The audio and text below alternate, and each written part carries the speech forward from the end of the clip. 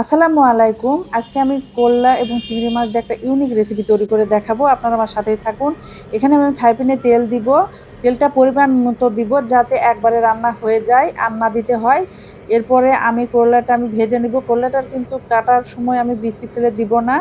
ফালি ফালি করে নিব, পাতলা করে কেটে। এরপর আমি তেলে দিয়েছি, তেলে ভেজে নিব। এই তেলে ভেজে নিব ১ মিনিটের মতো গ্রিন ভাব থাকে এবং সফট হয়ে আসে। এভাবে ভেজে নিতে হবে। মাঝে মাঝে একটু নেড়ে দিব। করলা তো অনেকে খেতে চায় না, বিশেষ করে বাচ্চাদেরও খেতে দেয় না তিতার জন্য, কিন্তু এইভাবে একবার তৈরি করে খেয়ে দেখবেন। তিতা তো লাগবে না, বরং আপনি ভাত পোলাও সবার সঙ্গে খেতে পারবেন এবং বাচ্চারাও খেতে পারবে। এরপরে আমি করলাটা উঠিয়ে নিব। করলা কিন্তু একটা ওষুধি সবজি, এটা খেলে কিন্তু শরীরের অনেক উপকার বা অসুখ সারে। ওই তেলে আমি দিব আলু আমি সিঙ্গারাদের যেভাবে আলু কেটে নেয় কিউব করে ওইভাবে কেটে নিয়ে আমি ভেজে নিব। এখানে লবণ হলুদ কোনো কিছু ব্যবহার করব না। হালকা করে চুলার হিটটা কম রেখে আমি এটা ভেজে নিয়েছি যাতে একটু সফট হয়ে আসে এবং পুড়েও না যায়। অনেকে আছে নিজেও করলা খেতে চায় না এবং বাচ্চাদেরও খেতে দেয় না তিতার ভয়ে, কিন্তু এইভাবে একবার রান্না করে বাচ্চাদের খাওয়ায় দেখবেন, বাচ্চারা অনায়াসে খেয়ে নেবে। কারণ একদমই তিতা লাগে না এবং খেতে অনেক টেস্টি হয়। বিশেষ করে ভাত পোলাও সবার সঙ্গে এই রান্নাটা, এই রেসিপিটা খাওয়া যাবে। করলা দিয়ে আমি অনেক রেসিপি তৈরি করি, কিন্তু এই রেসিপি আমার কাছে অনেক ভালো লেগেছে খেতে। এরপর আমি আলুটা উঠিয়ে নিব। আলুটা যে দেখেন হালকা একটু ভেজে নিয়েছি, অতিরিক্ত ভেজে নিলে কিন্তু ভালো লাগবে না খেতে। এরপরে আমি দিয়েছি রসুন কলি, দেশি ২টা রসুন আমি কলি করে নিয়ে সেটাই দিব।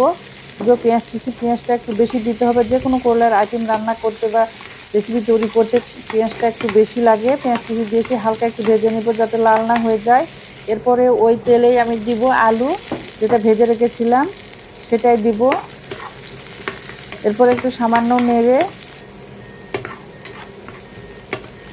নেড়ে আমি দিব মশলা।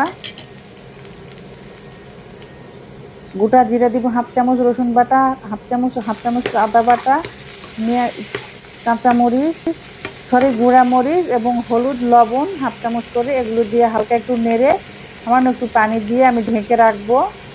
পানি অতিরিক্ত দিব না।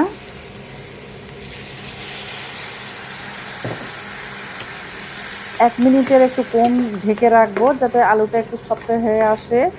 যেহেতু আলুটা ভেজে নিয়েছিলাম, আলুটা সিদ্ধ হতে বেশি সময় লাগবে না। এরপর দিব চিংড়ি মাছ, যেটার জন্য স্বাদে গুণে অন্যরকম লাগবে খেতে করলাটা। এরপর ঢেকে দিব 1/2 মিনিটের মতো। এরপর দিব কাঁচামরিচ দেওয়ার পর আমি আরও 1/2 মিনিট ঢেকে রাখবো।